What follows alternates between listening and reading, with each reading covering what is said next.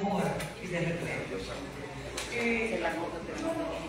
Como Teodita me pidió que le hiciera un comentario sobre lo que dice la original de la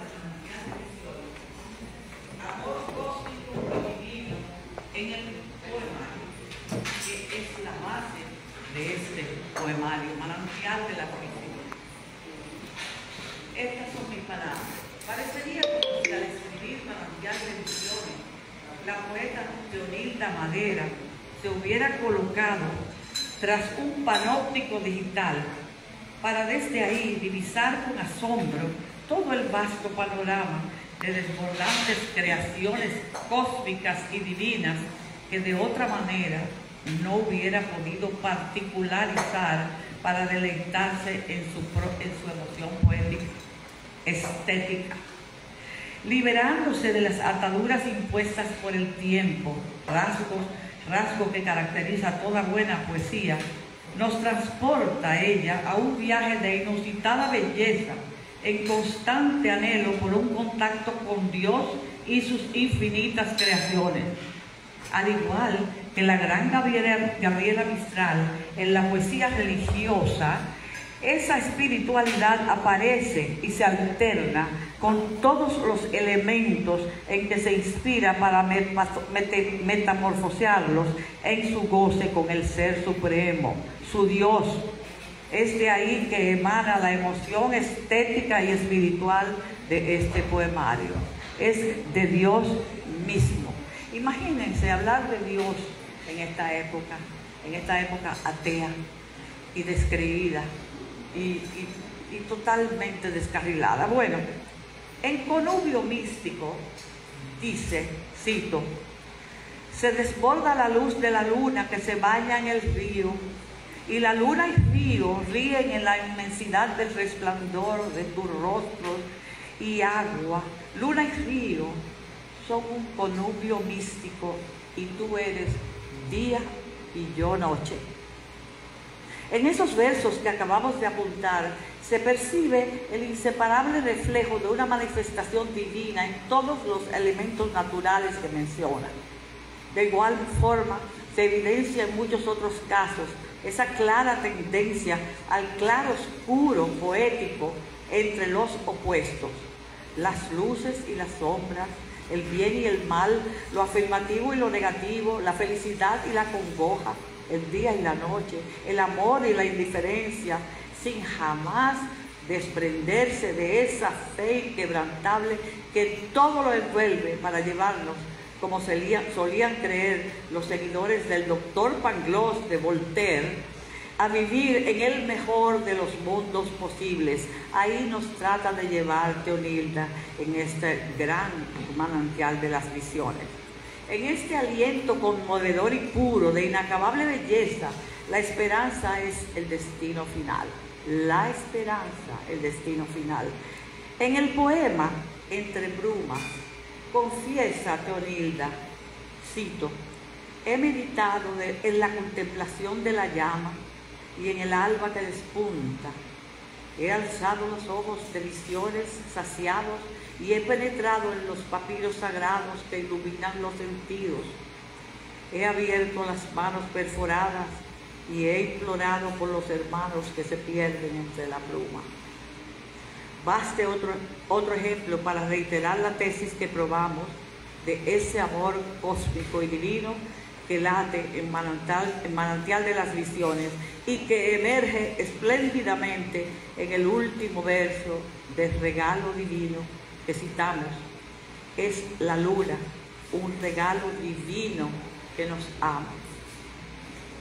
En la virtud que tiene el verso libre, hablando ahora de su estructura, salpicado de abundantes y preposiciones y conjunciones, la poeta establece una melodiosa y directa conexión con el lector y con los pájaros, las flores y con el suelo fértil en los siguientes versos. Cito: el campesino ahuyenta la maleza que sofoca la semilla. En el poema, la belleza que deja en éxtasis el alma Un poema de corte anecdótico de sus viajes, la voz poética dice: encontré la esencia del alma humana en la Catedral de Toledo y la gracia divina me sobrecogió el alma. ¡Wow! En otros poemas aborda la impotencia ante el cambio climático y a las desconocidas consecuencias de la inteligencia artificial, y deja claro su sueño, su vida y muy especialmente su amor al ser humano como imagen que lleva impreso el sello de Dios.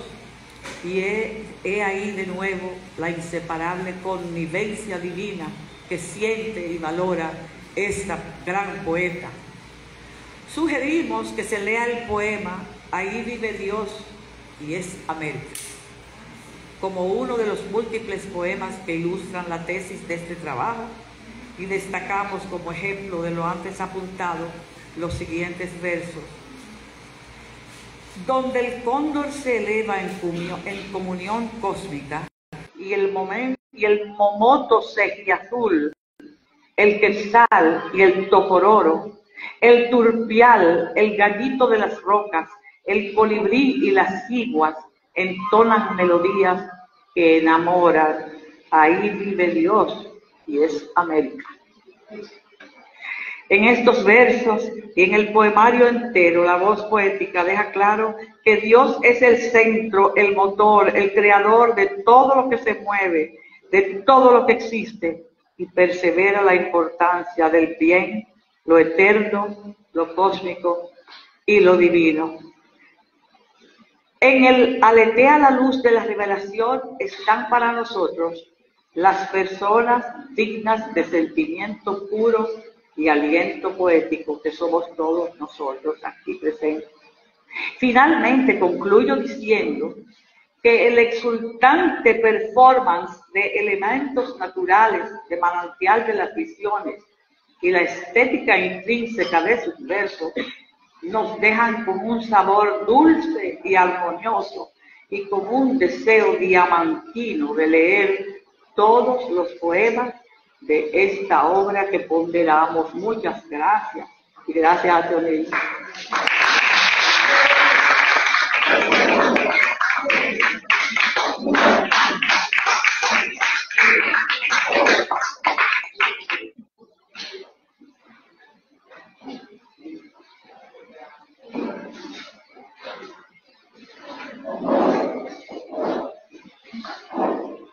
Bueno, ahora sí llegó el momento del prodigioso comentario de nuestro queridísimo Mateo Moctezuma.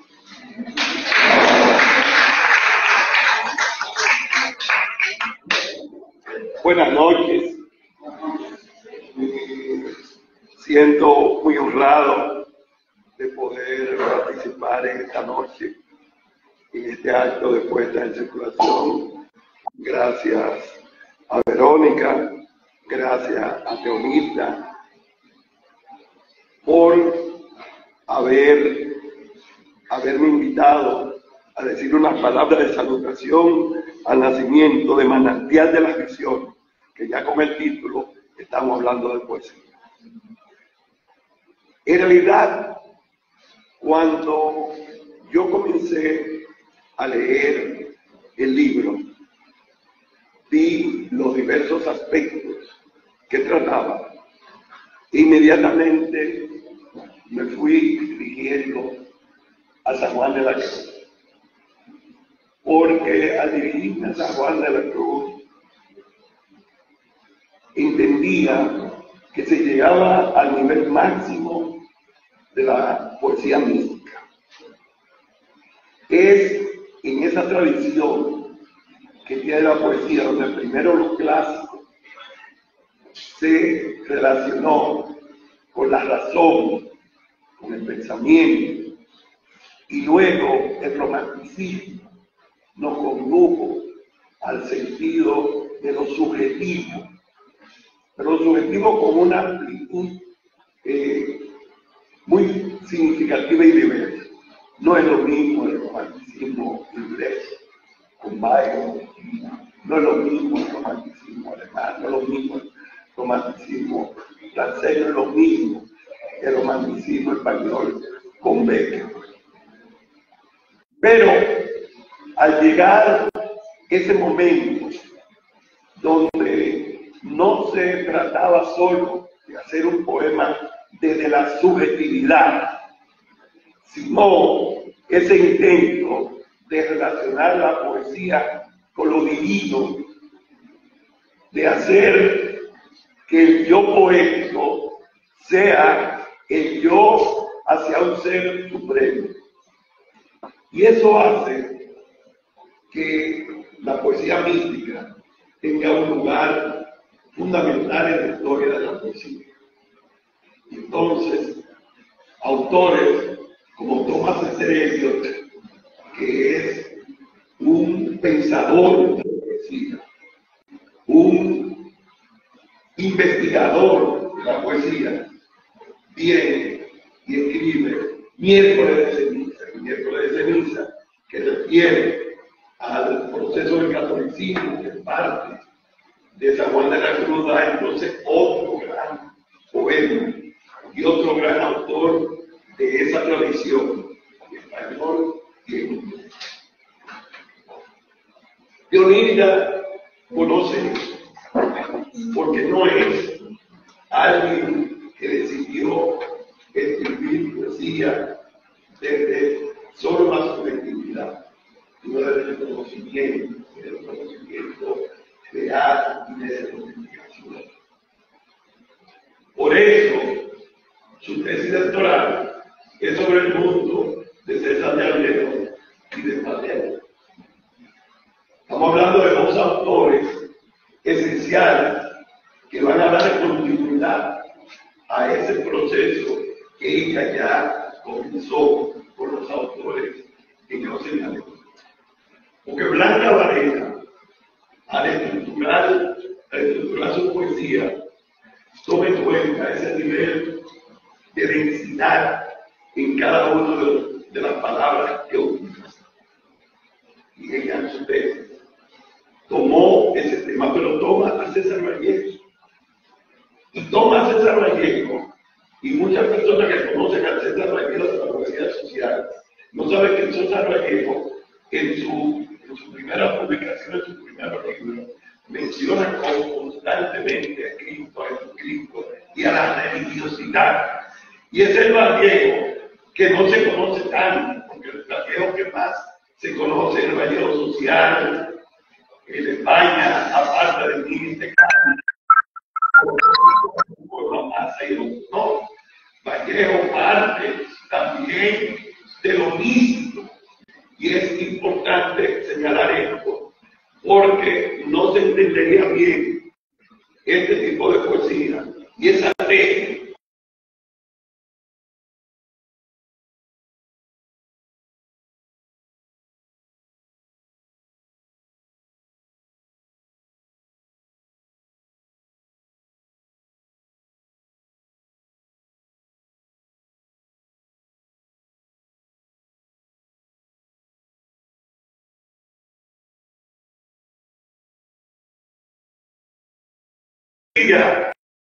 Va a incluir también esa realidad social en algunos de sus textos.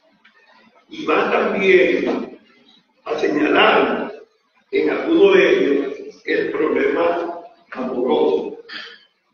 En algunos de los textos, incluso la ironía utilizada en uno de sus poemas, que ella sabe para cuál o sea que hay un núcleo fundamental de su poética, que es lo místico, pero también hay una clara demostración de la diversidad de la poesía en este libro. Otro aspecto destacado es el hecho de la relación entre la divinidad por un lado y por otro lado la naturaleza. Porque Gastón Bajero, que es un gran poeta cubano, murió en España hace unos años, y que fue un poeta importante, una de las cosas que le cuestionaba, por lo menos yo, era su casi hostilidad a lo que llamaba la naturaleza. Y él prefería apartar y defender lo que llamaban el progreso y defender esos aspectos de la modernidad por un lado.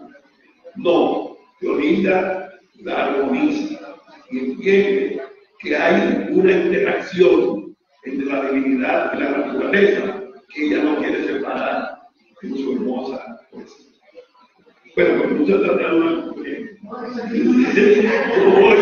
Yo voy ahora a dar continuidad a mi palabra, leyendo dos poemas y haciendo un comentario. Los pájaros de mi ventana. En esta ventana cuentan los pájaros historia de amor. Desde sus nidos, por esta ventana pasa la luz, con el velo universal del firmamento.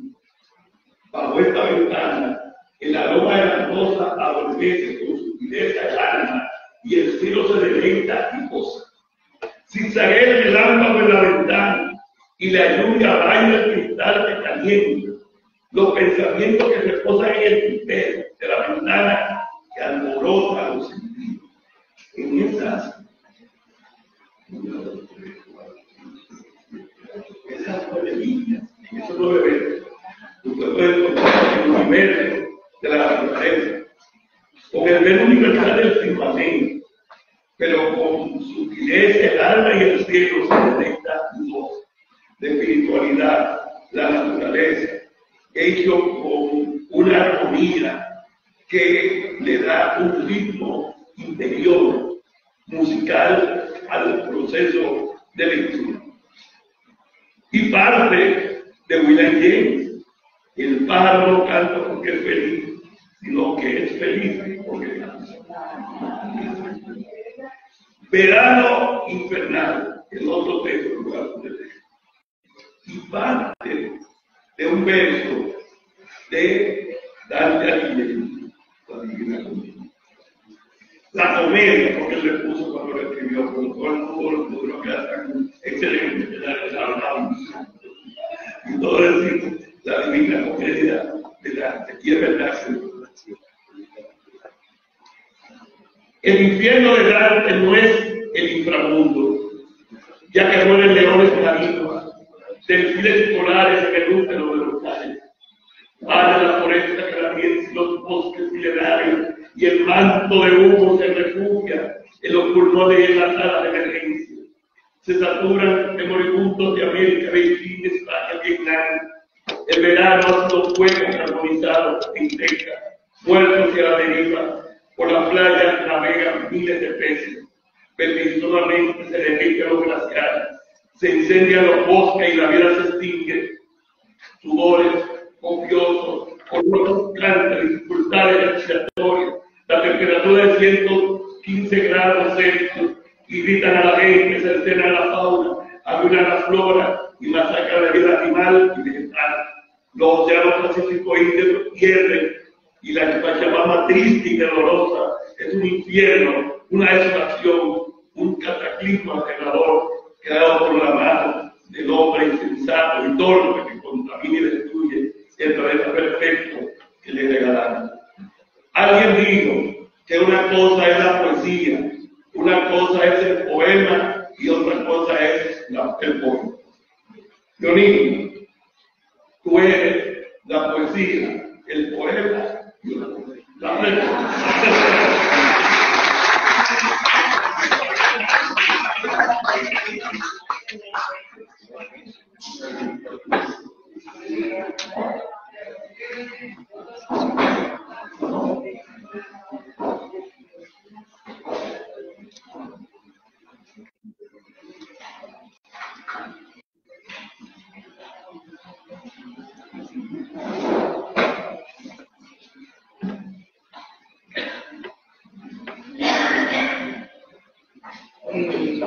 Hay un aspecto muy importante de esto, y es que María Cristina Mere quiere poner una flor a Leonida. No quiere que hables.